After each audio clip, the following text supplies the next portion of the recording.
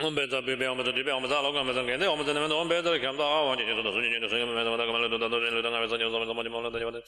新个年路都把就把个老的都都都记得都三年的时间把那个都去年那么了，不等就把那个等不嘛时间那个就就把个年对对把等那个那么多那么长那么时间的，我等就那么就都把就把到了，就把那啥他妈的不就什么不毛的，你们那个把就把就把到了，就把就把个那了嘛就把到就把到你了，我怎么就漏的把到就把个数就把就这个都么我那个这个把那个就把就把到你那个数就把个时间那就那了那么我跟你说那个那个你是那个数就就那么3年把我把那个那后来那么냥이 다도 가게 다도 로가 맹 넘어 가봐 이거 나가 더 멀어져서 와서 너 되지 마 되지 저런 게 저거 남녀 다가 상급스러운 거 맨다라 나오면 저도 좀 만나 봐서 되는데 저도 뭐 저도 뭐 만나 줘 저도 저는 그래 양으로 와서 왔다 갔다 하면서 뭐 마서마서 너 뭐 뭐게 너 많이 사지 너 만나가 와서 고유저라 왜 저거 보자 저거 저렇게 알아 뭐 말하는 상담만 이러 다는 방아요 당아요 되는 너 뭐지라 뭐 생각도 이게 뭐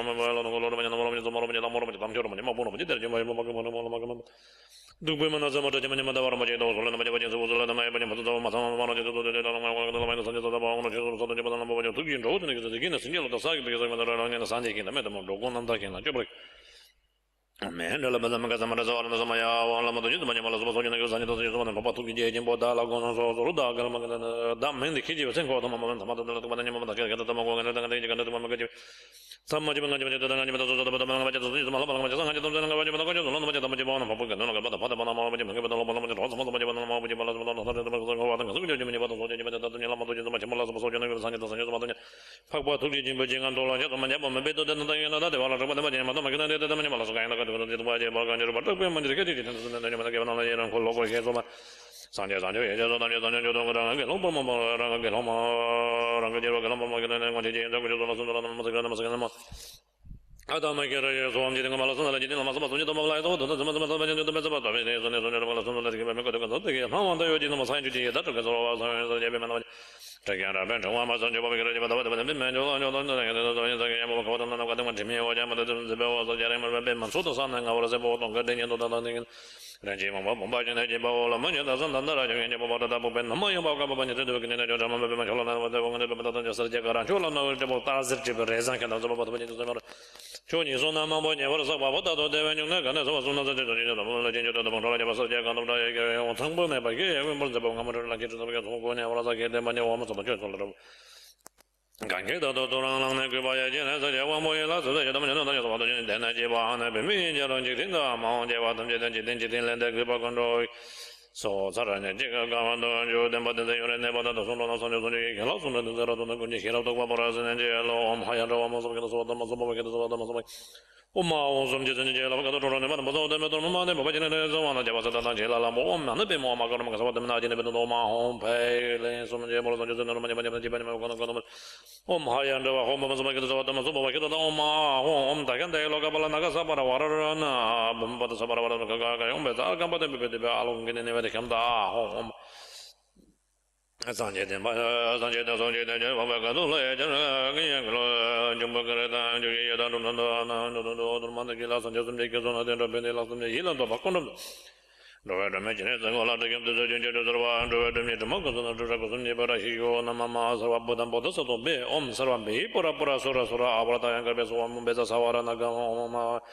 लोग के रसा बारा बारा करना से सोमाया लोग से बारा बारा से सोमाया लोग से रसा बारा बारा बेटा से सोमाया लोग के रसा बारा बारा बेटा से सोमाया लोग के रसा बारा लोग से सोमाया लोग के रसा बारा गेंदे से जाए सोमाया लोग के रसा बारा बारा ने से सोमाया लोग के रसा बारा शब्द से जाए सो आज ने मगो को तो जे तो जे रो से ने से लासन तो बारा बारा ने लगे तो के लो तो बाय न जो तो बे तो बारा जो मन बे में न कर बाबा ये के तो सोमाया तो जे छुसे तो तो जे लायन जे और सोमा बारा जो ने लगा तो तो के को को मत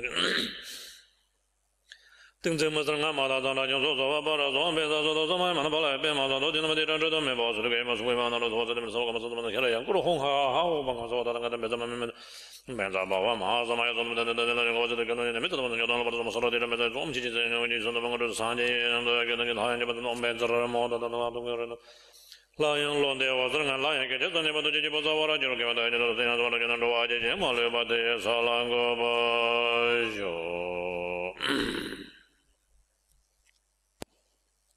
So, reading and transmission is completion. So, why I'm giving transmission? So, which is very, very important. and the lunage. So lunage is unbroken lunage. So then we receiving blessing from through this transformation lunage. So lunage is very, very important. That reason then unbroken this transformation lunage. So I passing to all of you. So then you can also motivate or that ways. Khi mà cho pháp truyền khẩu như vậy thì cái điều quan trọng đó là pháp truyền khẩu này phải đến từ một dòng truyền thừa không gián đoạn. Nếu chúng ta có thể thọ pháp từ một dòng truyền thừa không gián đoạn thì lực gia trì mới có thể thọ nhận được. Đây là cái điểm rất quan trọng. Khi chúng ta thọ pháp để mà hành trì cần phải thọ từ một dòng truyền thừa chân chính, trải qua những đời tổ sư giữ gìn truyền lại cho quý vị, thì chừng đó quý vị có thể tu tập hành trì có kết quả.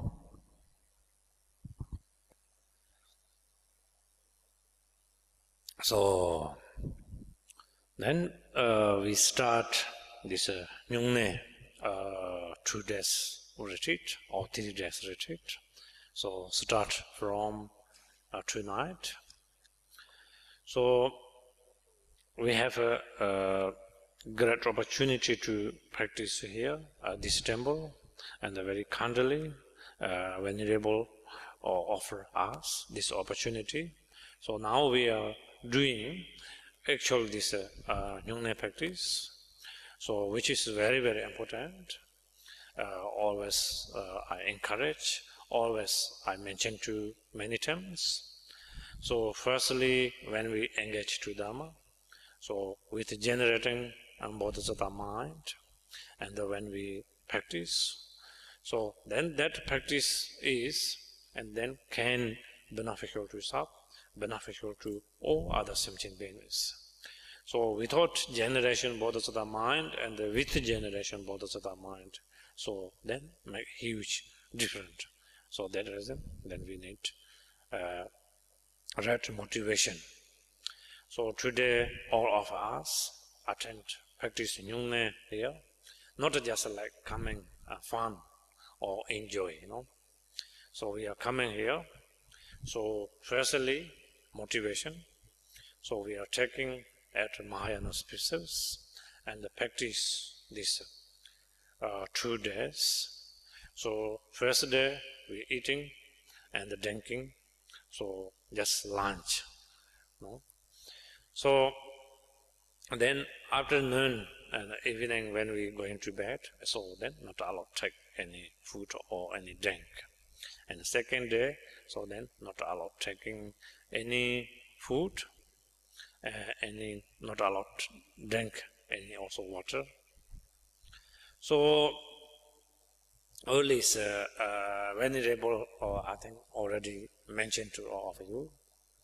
So maybe you feel little bit difficult, but if we can think, like for example, 3 low realms, living beings, we cannot compare to one of their sufferings. So one day not eating, not drinking is really nothing. So depends, like if our mind, if we think it's difficult, so then can be difficult, anything. So if we think it's easy, so then not too difficult. It's easy. Everything's intellectual in our mind, So in Tibet, especially nuns, very diligent. So most nuns continually they practice 108 times. So today eating, tomorrow not eating, the next day eating, day before not eating. That was continually, non-stop.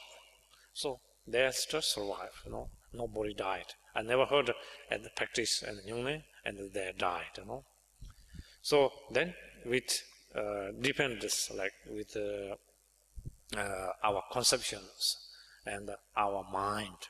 If we have a strong mind, so we can do anything. So if we have a weak mind, so we cannot do anything, So therefore, then I think beginnerless people maybe not so easy, but not also too difficult either. So then you can take that rest. And then we doing Hyungne here purposely. So that is we wishing to way out from this samsara and the suffering, particularly in miserable situation, samsara is no. So no matter wherever we move, so then we wishing to liberating from this feeling, from suffering. So that reason, then I'm going to taking also at my precepts, and then this fasting, then this can automatically also wishing to beneficial to all limitless sentient beings, entirely many lifetimes be my mother, and many lifetimes be my father, many lifetimes be my relatives, all those kind of sentient beings are wishing to taking enlightenment.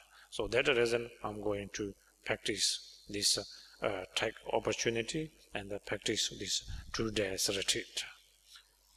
Như vậy pháp tu nung nê này kéo dài trong khoảng thời gian 2 ngày, hơn 2 ngày một chút, gần 3 ngày. Bắt đầu từ sáng sớm ngày mai thì quý vị có được cái thiện duyên hành trì cái pháp nung nê ở nơi chùa này, nhờ vào lòng từ bi của thầy trụ trì cho chúng ta được cái thiện duyên may mắn, cái thiện duyên thù thắng như vậy. Hành trì ở đây có những điều kiện rất là thuận tiện. Vì vậy thầy thêm một lần nữa nhắc nhở quý vị, thầy luôn luôn khuyến khích chúng ta khi mà tu tập hành trì thì cần phải đầu tiên hết nhớ để mà dọn tâm của mình. Làm thế nào có cái tâm vì lợi ích cho khắp cả chúng sanh để mà tu. Có được tâm Bồ Đề để mà tu thì pháp tu của chúng ta mới có khả năng mang lợi ích đến cho bản thân và cho tất cả. Tu có được tâm Bồ Đề, cái tâm vì chúng sanh để mà tu, hay là tu vì những lợi ích cá nhân để mà tu, thì cái sự tu tuy giống nhau nhưng kết quả khác biệt nhau rất xa. Thì như vậy thầy nói rằng pháp tu nung nê này không phải là cái trò giải trí. Quý vị đến đây không phải là để tìm một cái chuyện gì vui để mà coi cho nó biết hay là cho qua thì giờ. Tu cái pháp này thật ra nó không có gì vui cả, nó hơi vất vả một chút. Ngày thứ nhất thì quý vị có thể ăn cho đến bữa trưa, rồi đến chiều thì chúng ta từ chiều tới tối thì có thể uống được nhưng mà ngưng ăn. Sang đến ngày thứ hai thì chúng ta không ăn, không uống và không nói chuyện. Như thầy trụ trì có đã nhắc nhở quý vị, cho dù là tu tập hành trì có vất vả, nhưng mà đây là để nhắm đến những mục tiêu lớn lao, cho nên chúng ta phải có cái sự cố gắng. Bất kể là trong cái thời gian tu cái pháp tu như vậy, quý vị khổ đến mức nào đi chăng nữa, thì cái nỗi khổ đau này nó không thể sánh được mảy may với khổ đau trong 3 cõi ác đạo. Tất cả nó đều tùy ở nơi cái tâm của chính mình, tùy mình nhìn từ cái góc độ nào. Nếu như mà mình thấy nó khó thì nó chắc chắn sẽ trở thành rất khó. Còn nếu như mà mình nhìn thấy nó dễ dàng thì thầy bảo đảm rằng pháp tu này nó sẽ rất là nhẹ nhàng, dễ dàng. Thầy nói ở bên Tây Tạng, ở nơi Ni Viện là cái nơi mà thầy gánh vác, nó có nhiều vị ni cô ở bên đó tu cái pháp tu này một hơi 108 lần liên tiếp. Cứ một ngày ăn, một ngày nghỉ, một ngày ăn, một ngày nghỉ, liên tục hành trì theo cái pháp tu này. Không ai chết cả. Thầy chưa từng nghe nói có ai tu cái pháp tu nung nê này mà bị nguy hại tới tánh mạng gì cả. Tất cả đều tùy ở nơi cái tâm của mình. Nếu như mà tâm của chúng ta cương quyết, có đủ nghị lực hướng về những cái mục tiêu lớn lao thì chừng đó pháp tu này nó sẽ rất là dễ dàng cho chúng ta. Còn nếu như mà tâm lý chúng ta nhu nhược sợ hãi thì nó sẽ trở nên rất là khó. Xét cho thật là chính xác thì pháp tu này tuy là nó không có thoải mái gì cho lắm, nhưng mà nó cũng không đến nỗi nào, không phải là cái điều mà chúng ta không thể chịu được. Chúng ta là những người chịu khổ đau trong 6 cõi sinh tử luân hồi này, đã trôi lăn trong 6 cõi sinh tử luân hồi này, chịu đủ mọi khổ não. Như thầy trụ trì có đã nói với chúng ta, đó là vì chúng ta muốn thoát sinh tử cho nên chúng ta mới hướng về cái pháp tu này. Hướng về pháp tu này để có thể đưa bản thân của chính mình và tất cả chúng sanh thoát nổi khổ đau sinh tử luân hồi. Vì cái lý do đó mà chúng ta chịu một chút khổ nhọc để mà tu cái pháp tu nung nê này, hướng về khắp cả chúng sanh. Vì chúng sanh đã từng trong một đời quá khứ là cha hay là mẹ của mình, đã từng là thân nhân, là bằng hữu của mình. Khắp cả chúng sanh không ai không từng là một người rất là thân yêu với mình trong một đời quá khứ nào đó.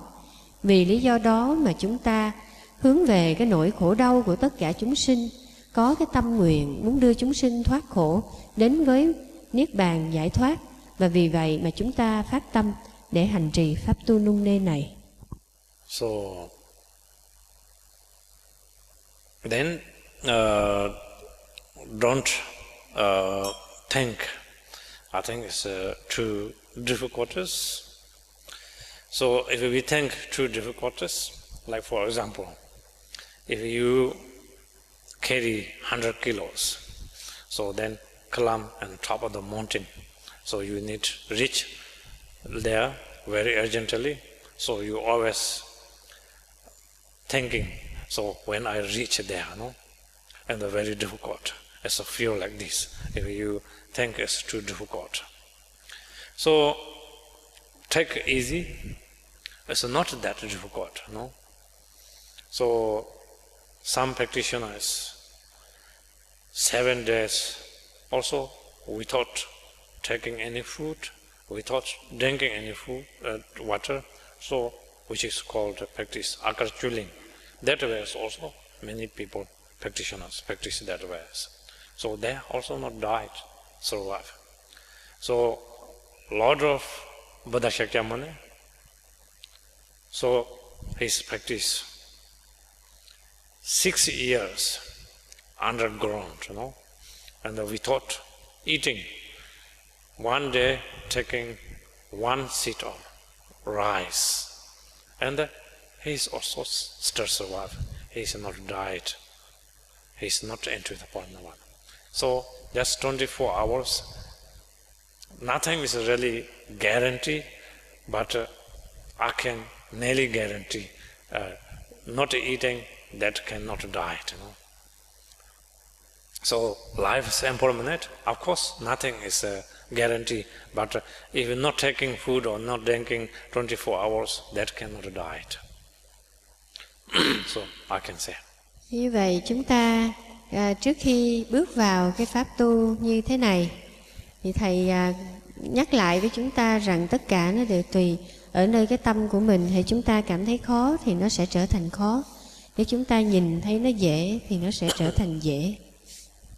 Thầy nói rằng nói về cái việc nhìn ăn nhìn uống thì có nhiều người ở trong cái pháp tu của mình có thể nhìn ăn nhìn uống 7 ngày cũng không chết. Hay là chính bản thân của Đức Phật Thích Ca Mâu Ni trong quá khứ đã từng thời gian 6 năm tu khổ hạnh, không ăn không uống gì nhiều, mỗi ngày chỉ 1 hạt cơm cũng không có mất mạng. Thì như vậy chúng ta ở đây chỉ trong thời gian 1 ngày không ăn và không uống, không phải là cái việc lớn lao gì. Thầy có thể bảo đảm với quý vị rằng thực hành cái pháp như vậy nó sẽ không tổn hại đến sức khỏe của quý vị. So I think this timetable taking 8 minus precepts at 6 o'clock,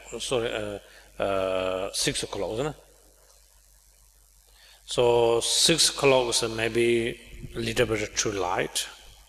So when we taking 8 minus precepts, so going to upsize, so we can see through how to say, and the hand lines and palms reading. So that time need to take and precepts. So 6 o'clock I think little bit light, so we can start around 5:30. Như vậy nói về cái thời gian biểu, thời khóa biểu, thì lúc nãy cái thời khóa biểu mà ghi ra đó thì nói rằng bắt đầu thọ bát, thọ giới từ lúc 6 giờ sáng. Thì ở đây Thầy xin điều chỉnh lại, đó là vì cái thời gian thọ giới nó không nhất định là giờ nào, nó phải tùy thuộc vào cái giờ mặt trời mọc.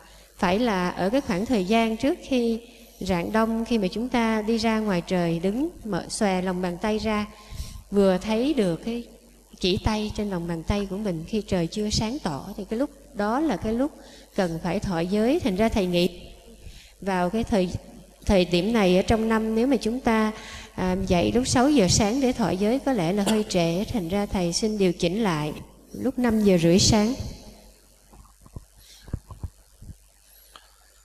So then taking Eta Mahayanas precepts.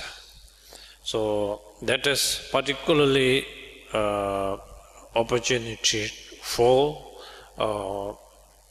lay people, lay practitioners. So anyway, these foreordained monks, nuns already have more than that precepts. So 253 precepts for monks, also 353 precepts for nuns already have these precepts. So then particularly we taking these Eta Mahayanas precepts for lay people, and so lay people cannot take continually like foreordained precepts. So then when we taking these Eta Mahayanas precepts from today to until tomorrow sunrise, so taking this, when we taking that also we need to carry motivation like that, and then this also like temporarily precepts. Như vậy, trong cái khuôn khổ của pháp hành nung nê này, quý vị vào buổi sáng sớm sẽ được thọ bát quan trai. Thì nói về bát quan trai, đây là cái bộ giới mà Đức Phật truyền cho, đặc biệt là dành cho giới Phật tử tại gia. Chư tăng ni xuất gia thì vốn đã thọ nhiều giới hơn là 8 giới trong bát quan trai. Thành ra đây chính là cái phương tiện mà Đức Phật dành cho Phật tử tại gia. Xuất gia vẫn có thể thọ được, nhưng mà chủ yếu là để cho Phật tử tại gia, là những người vì ràng buộc gia đình không thể nào thọ giới liên tục được, cho nên có cái bộ bát quan trai này để Phật tử tại gia có thể thọ giới của xuất gia trong một thời gian chỉ ngắn ngủi 24 tiếng đồng hồ. So then Mahayanas precepts, firstly, so not only also during the Eta Mahayanas precepts, so whoever been Buddhism, so not allowed to harm any other Sangha sentient beings. Như vậy khi chúng ta nói về bát quan trai thì đây là 8 cái giới. Giới đầu tiên đó là không được sát sanh. Thì đây nói cho cùng thọ giới hay không thọ giới gì, đã là Phật tử thì chúng ta không sát hại sanh mạng của chúng sanh. Secondly, so then not allowed stealing any other people's belong to things. So even that valuable or not valuable, so not allowed stealing. Thirdly, so when we taking Eta Mahayanas precepts, so not allowed sexual misconduct. So temporarily taking foreordained as a same of the monks, nuns precepts. Giới thứ hai đó là cái gì thuộc về người khác, không phải của mình, người ta không cho thì mình không lấy, bất kể là nó có giá trị hay là không giá trị. Giới thứ ba là không được dâm dục. Fourthly, not allowed lying. So any proposally or non-proposally, so not allowed lying. Fifthly, so not allowed taking any intoxications. So drugs, alcohols, and smoking, and anything. Giới thứ tư đó là cái lời không thật, không đúng với sự thật thì mình không nói, bất kể là cố ý hay là vô tình. Cái giới thứ năm đó là chúng ta không thọ những cái loại độc dược như là rượu hay là thuốc lá hay là những thuốc phiện, ma túy vân vân. So sixth precepts, So when we taking at minus precepts, not allowed seat, high throne, more than high than this size. This particularly made by gold or silver or elephant tusk. It's a very expensive and valuable throne, not allowed seat.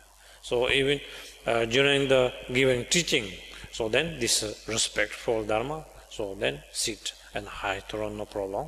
So we thought that, and then not allowed sit, and a very luxury and a very high throne. Giới thứ 6 đó là không nằm hay ngồi ở giường cao, ghế cao, không cao quá cái chiều cao của nửa cánh tay. Đặc biệt là những giường hay là ghế làm bằng chất liệu quý giá như là vàng, bạc, có châu báu hay sừng voi vân vân đều tránh không ngồi. Trong cái thời gian mà đăng đàn để thuyết pháp thì lại khác.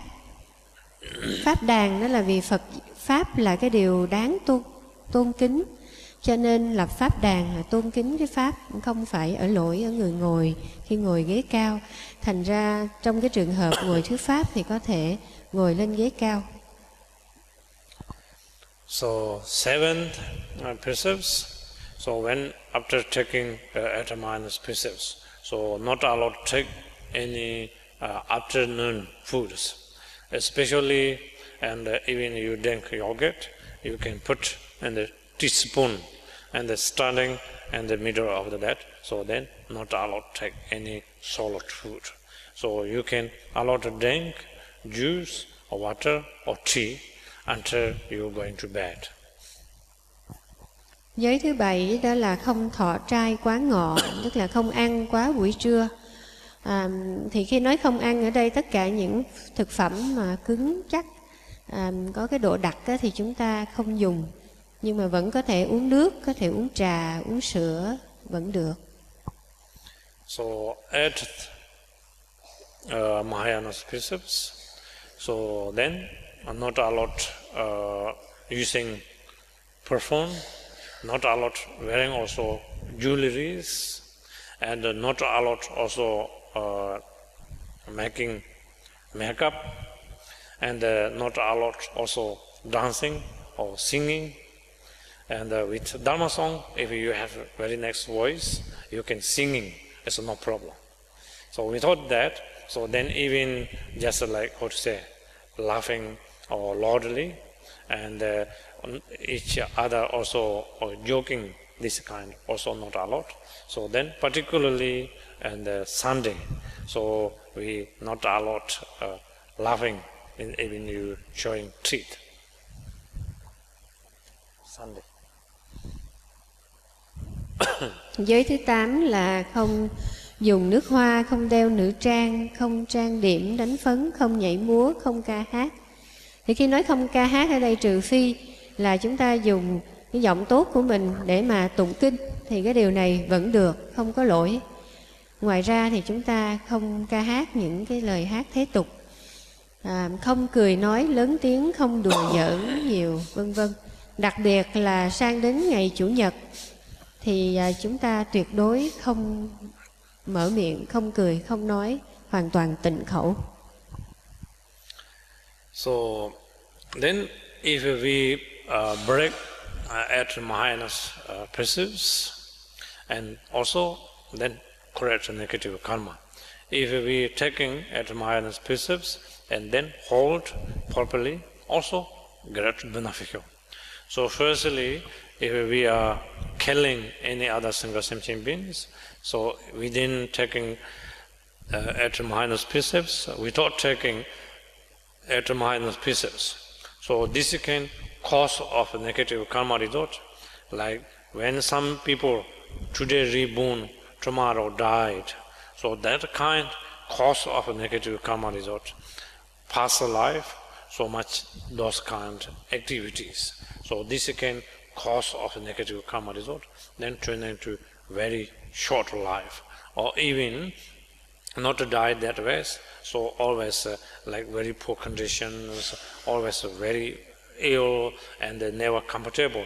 So that kind then hurting other sentient beings, and also killing activities. This can cause of a negative karma result. So then turn into like these kind of conditions. Trong thời gian chúng ta thọ giới mà chúng ta phá giới thì cái nghiệp gieo rất là nặng. Ngược lại, nếu chúng ta có thể giữ được giới mà mình đã thọ thì lợi ích cũng tăng rất nhiều.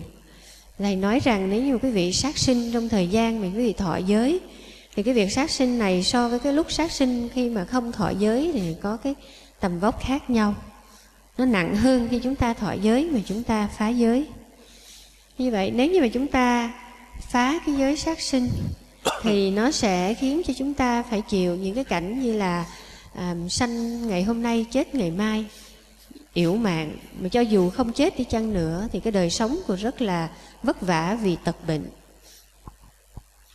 So especially then if we have killing activities, so this can cause of negative karma result and the reborn and the three low realms. So once time if we reborn and the three low realms, so then very very difficult to reborn again precious human life.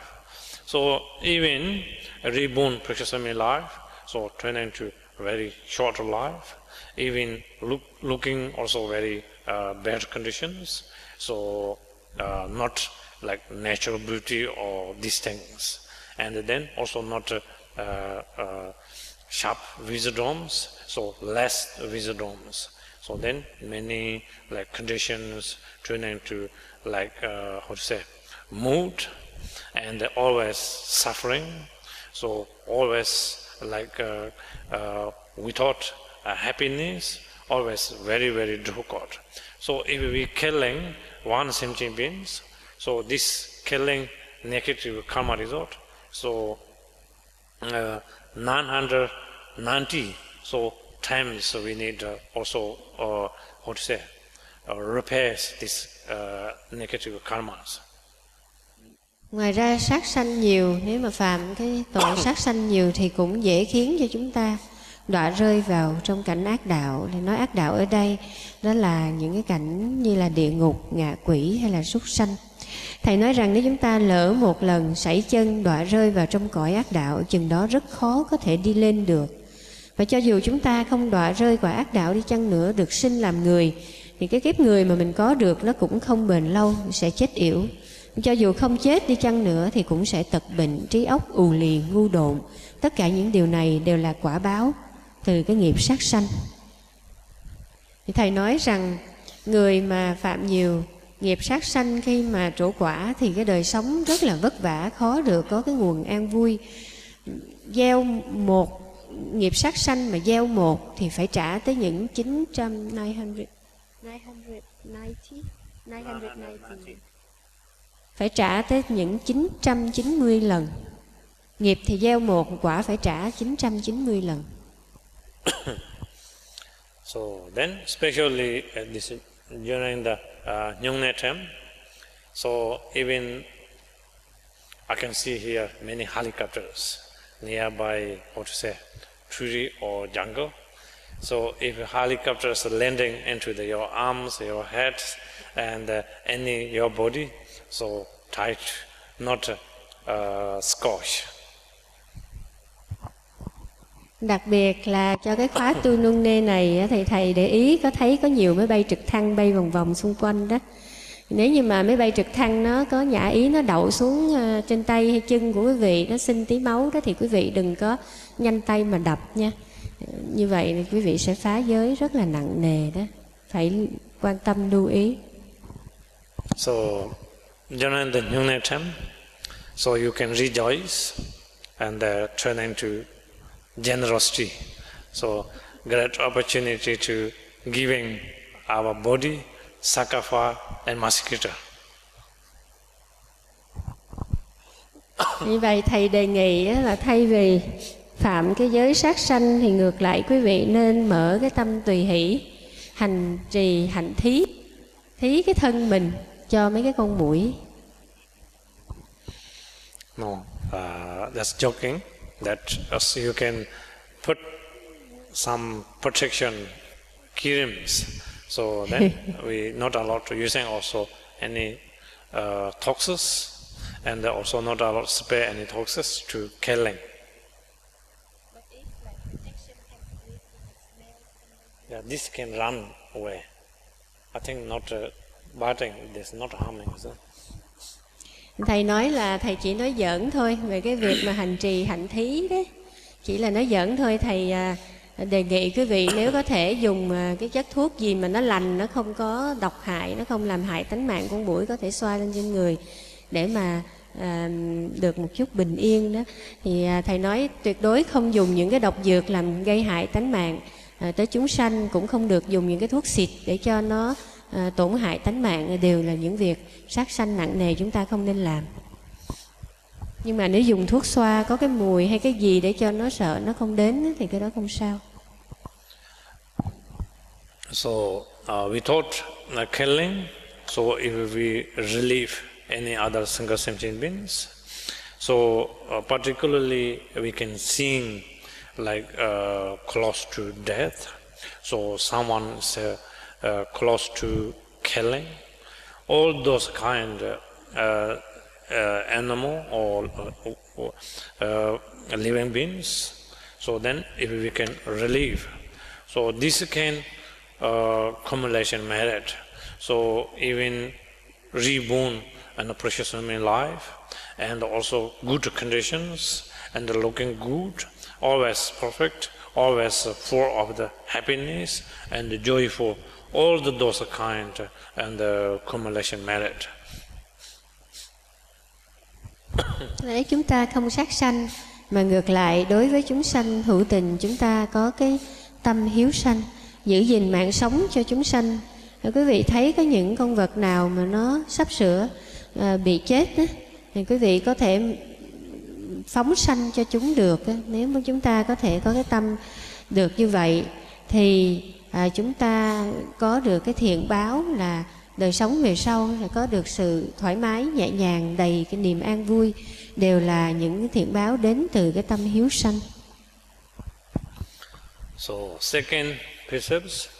So if we are stealing any other people's belong to things, valuable or non-valuables, so this can cause of negative karma result, and the reborn also hair worms, which is hair worms called lordly. So even past life we have still an accumulation merit.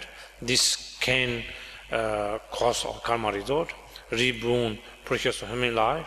So always like really poor conditions and very difficult to things get. Even have things, so like not last long, always many things, problems. So even finding new things also very difficultly get. So then always those kind problems. So then other people also this kind cause of negative karma result and treat badly, and also this can cause of effect, and then many naturally also coming enemies. Như vậy cái giới thứ hai là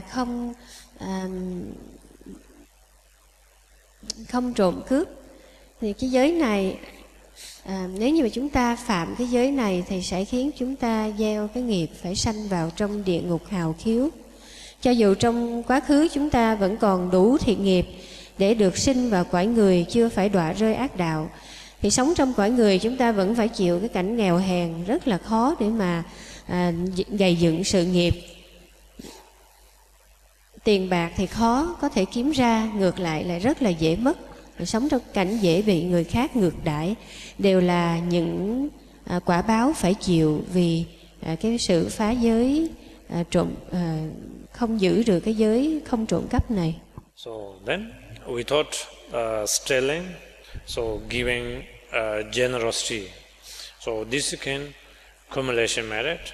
So even like this lifetime, so even you are not working very hard, so always get something naturally, and then whatever you get, So that is last long term, and always other people can support you. So that kind, and then with generosity, without stealing, and accumulation merit can benefit you.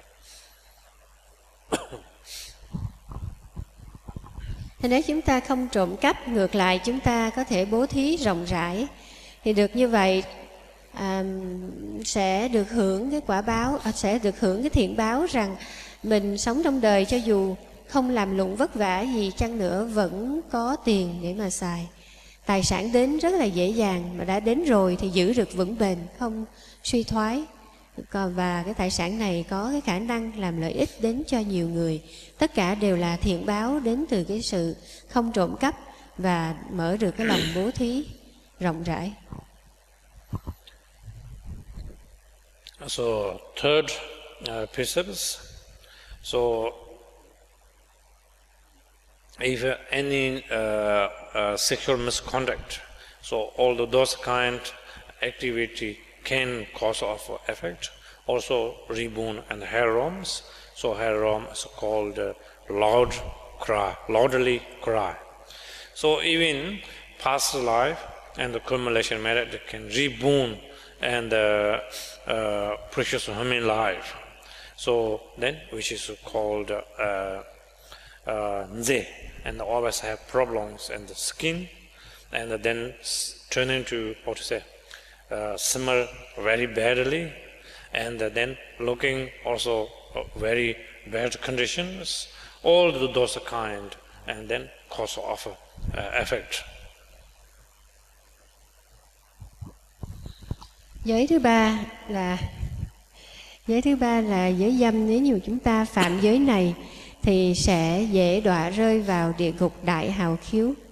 Cho dù trong quá khứ chúng ta còn đủ thiện nghiệp để sinh được vào cõi người đi chăng nữa, thì cũng sẽ sống trong một cái cõi người với cái thân xấu xí, hôi thối, và sống trong một cái cảnh gia đình bất hòa. Tất cả đều là những ác nghiệp, những cái quả báo mà chúng ta phải chịu đến từ cái việc không giữ được giới dâm. So then even those kind of activities or over-limited, particularly nearby holy image, holy stupa, holy Buddha's image, and nearby temple. So those kind activity can then cause of effect. Even family karmically comes together, so always many misunderstanding and many quarrel, always many things, problems. So then even reborn precious human life, so always like having problems, five senses, and maybe blind eye, maybe mute, and maybe deaf, all of those kind and problems. So if we taught that kind activities, so taking precepts and then holding very tightly, displaying, so this can beneficial to so then reborn and which is called God realms, not a jealousy God realm. So and then even reborn precious human life, so perfect conditions, so naturally and body coming a very nice smell, and the other people also always loyal to those kind of accumulation merit.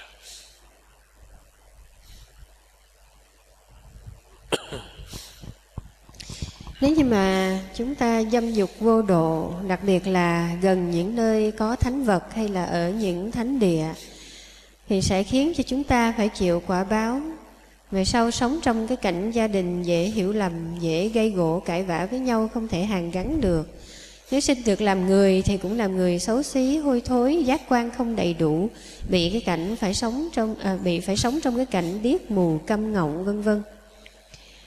Nếu giữ giới được chặt chẽ, giữ cái giới dâm được chặt chẽ thì dễ sinh vào cõi trời. Cho dù sinh làm người đi chăng nữa cũng sẽ sống trong cái cảnh rất là toàn vẹn, thân thể thơm tho, xinh đẹp. Tất cả bạn bè đều trung thành, đều rất là kính nể. Thì tất cả những điều này là cái thiện báo đến từ cái việc giữ được giới dâm. So, fourth one, lying. If you have a lying and the negative karma, so earth and the hair realms, which is called Nyarvatimna. So when reborn under those kind of hair realms, so then measure and make marks in the body. So then cutting through from and very sharp sword, 1,000 pieces, again reborn, again died. All those kind and the sufferings. Even reborn and precious human life. So then deaf and cannot see, eye can, ear cannot hear, all those kind. And then very deaf mind is a very difficult to coming and compassions and very strong jealousies and very bad smell in the body. Even is then very difficult to hearing all the Dharma teachings, always reborn, even precious family life, and reborn a remote area without hearing the precious Dharma teachings.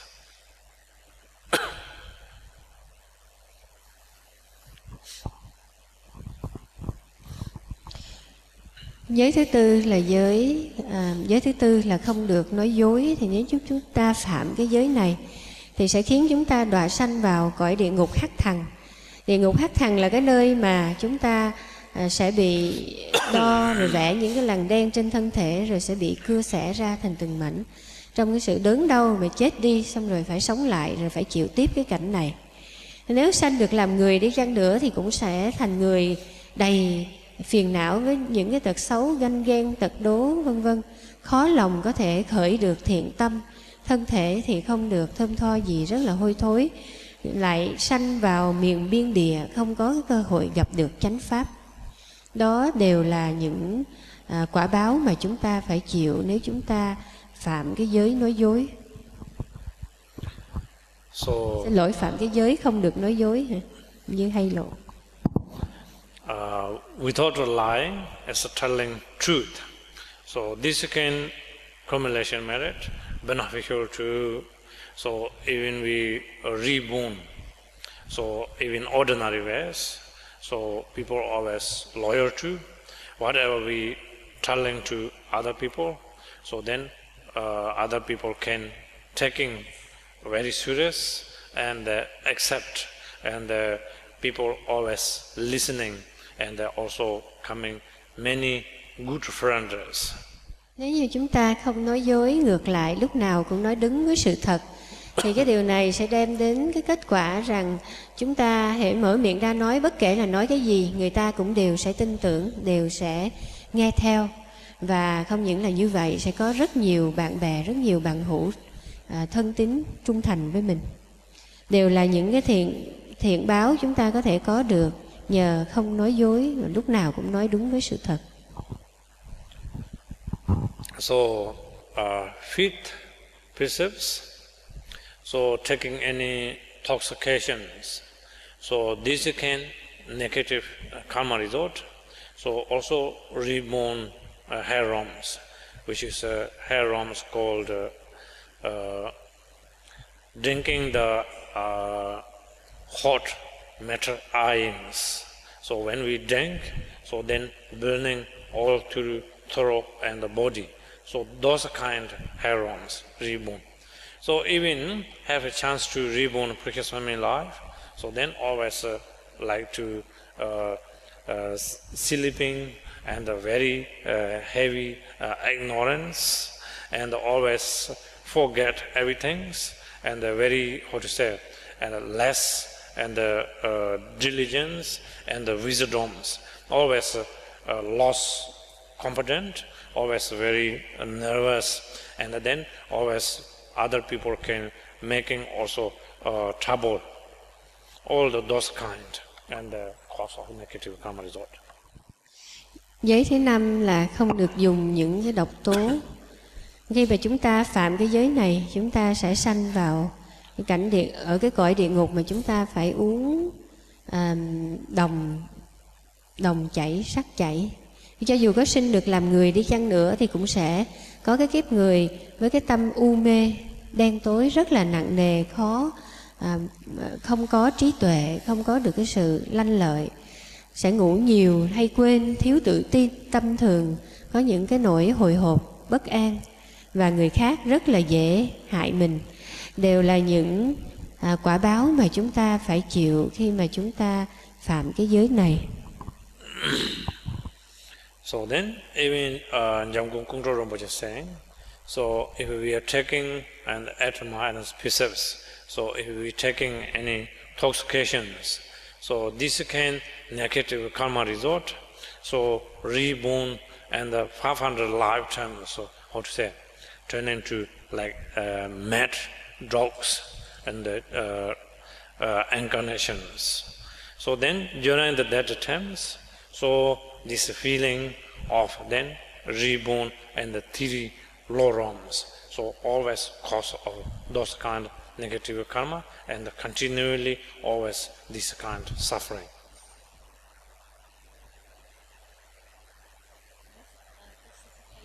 Yeah, taking alcohol or any intoxications.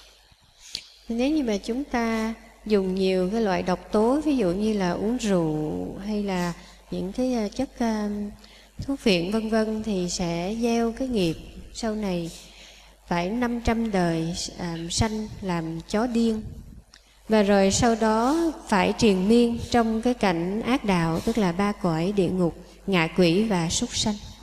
So without taking any intoxications, so then generally this can beneficial to very sharp mind and very intelligent, and also naturally people can also very loyal to, and also very trusty, and then many miracle things bring without intoxications. Ngược lại, nếu chúng ta không dùng độc tố thì sẽ gieo cái nhân để sau này được cái quả là được một cái trí rất là sắc bén, thông minh, bạn bè, bằng hữu lúc nào cũng nâng đỡ, kính nể mình, sống được một cái cảnh sống rất là thoải mái, nhiều điều nhiệm màu sẽ đến với chúng ta. Tất cả những điều này đều là thiện báo đến từ cái việc không dùng những độc tố. So generally that person is even a very good person, so without any intoxications. So when we taking intoxications, so then intoxication can drive our mind turn into really mad. So then do many negative things. So therefore they're not allowed taking any intoxications. So have one story. I think I told many times already, and maybe all of you know, but maybe some people maybe not to know that. So in Tibet, I think long time ago that story. So that's real story. So one Lama is living in the long retreat. So it's a very good practitioner and the silent retreat. So then one female was very touched to that Lama and touched mentally. So then often visit that Lama and bring food, offering thanks. So one day, then she bought there and one bottle of barley beer and bring one goat, and then coming that retreat place. So then she's giving 3 objects. So maybe you can come in relationship with me. Maybe you can drinking this alcohol. Maybe you can kill these gods. So without these 3 options, so then I will come suicide in front of you. So then Lama is very good Lama, think very seriously. So if I'm coming relationship with her, so that can break my monk's precepts. So if I'm killing God, so also break my monk's precepts. So which way is better? If I don't do anything, so she's died in front of me, commit suicide. So then Lama thought, maybe better I can drink this barley beer. So then not need to do other stuffs. So then he drank this barley beer. So then he started drink. Then he drank too much. So then he's killing God. Also he's coming relationship with her. And then he did everything. Because when we take intoxications, we can lose our control in our mind. So that reason then we not allow take any intoxications.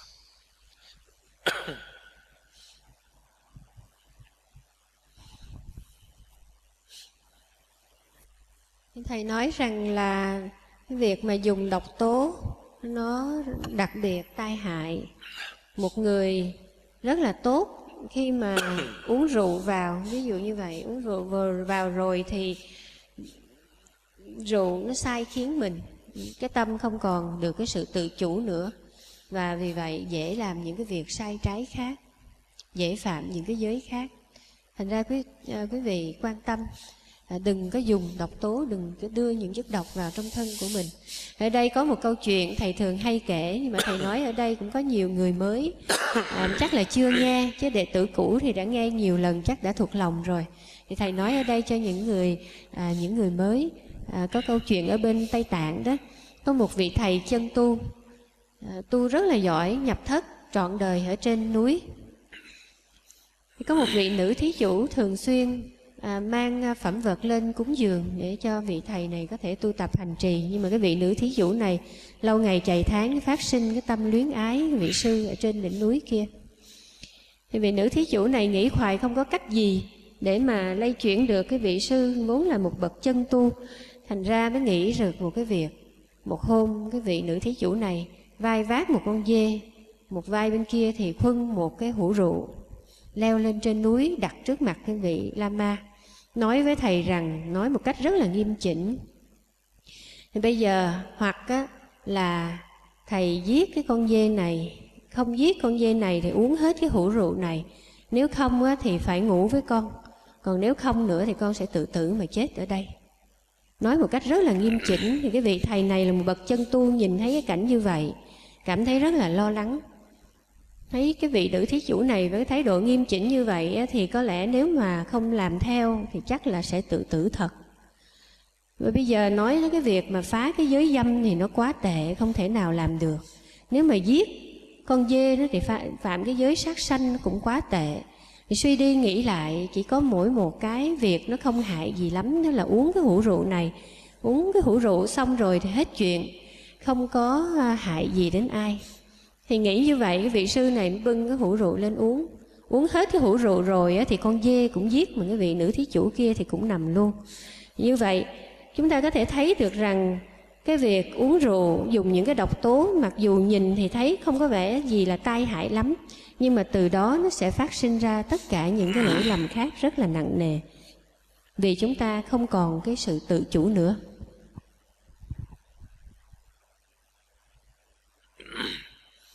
So then, seventh precepts, so not allowed to take any solid food afternoon, particularly in Sunday, so or Saturday. So this we will be taking any afternoon food, so which is called tumaim kaze. So generally, for ordained monks, nuns, not allowed taking any afternoon foods. But now, this 21st century, but I think not many practitioners follow that ways. Maybe some Theravada practitioners. So generally, why not allowed taking this afternoon food? So if a practitioner is taking is a very heavy a meal in the evening. So then very difficult to wake up early morning and practice and the meditation. So firstly, that reason. And secondly, if for ordained sanghas, then generally during the Buddha time, so need begging every day lunch times.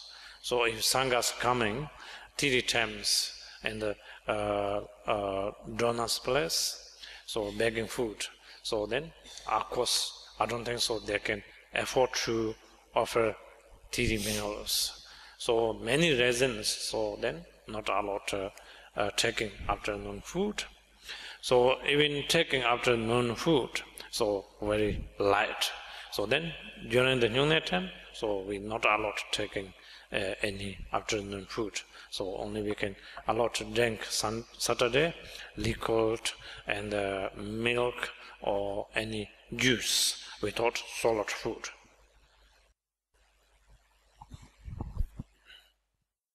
Giới thứ 7 đó là không thọ trai quá ngọ, không ăn sau buổi trưa. Thì chúng ta không dùng những cái thực phẩm có tính chất đặc. Thì trong cái khuôn khổ của Pháp tu Nung Nê này thì quý vị ăn cái bữa cơm cuối cùng là trưa thứ 7, tức là trưa ngày mai đó. Chúng ta ăn cái bữa trưa cuối cùng. Sau đó tới buổi tối và nguyên ngày Chủ nhật hôm sau, cho đến khi tới sáng thứ 2, sau một thời công phu xả giới rồi, thì buổi sáng thứ 2 quý vị có thể ăn trở lại. Nói về cái việc không thọ trai quá ngọ, Thầy nói rằng vào thời của Đức Phật á, thì đệ tử của Phật là đều không thọ trai quá ngọ, tức không ăn sau buổi trưa. Cái lý do vì sao để mà không ăn sau buổi trưa, nó có nhiều lý do chứ không phải chỉ có một. Trước tiên đó là nếu như mà buổi tối chúng ta không dùng thực phẩm thì đến sáng sớm khi ngồi tọa thiền, thân tâm sẽ rất là nhẹ nhàng và sẽ tạo điều kiện thuận tiện cho cái pháp tu thiền. Còn một lý do nữa đó là nếu như mà chư vị tăng ni, Đức Phật nói rằng nếu tăng ni ăn một ngày 3 buổi thì như vậy sẽ trở nên gánh nặng cho chúng sanh, cho các thí chủ khi mà cần phải khất thực tới những 3 buổi một ngày thì nó quá nặng nề cho người lo cho các vị tăng ni. Thì như vậy có nhiều lý do vì sao mà chỉ ăn một buổi một ngày và ăn trước buổi trưa, không ăn quá ngọ. Thì Thầy nói rằng trong khuôn khổ Pháp tu Nung Nê này thì miễn không ăn thôi, quý vị có thể uống sữa, quý vị có thể uống nước trái cây hay là uống trà đều được, miễn là chất lỏng thì quý vị có thể uống. So, at minor precepts, so then not allowed using any perfumes, jewelries, and seat and the very luxury throne, all those kind. So why is it not allowed that? So when taking precepts, especially for ordained monks or nuns, so live much as simple conditions, so then that much less distraction to practice.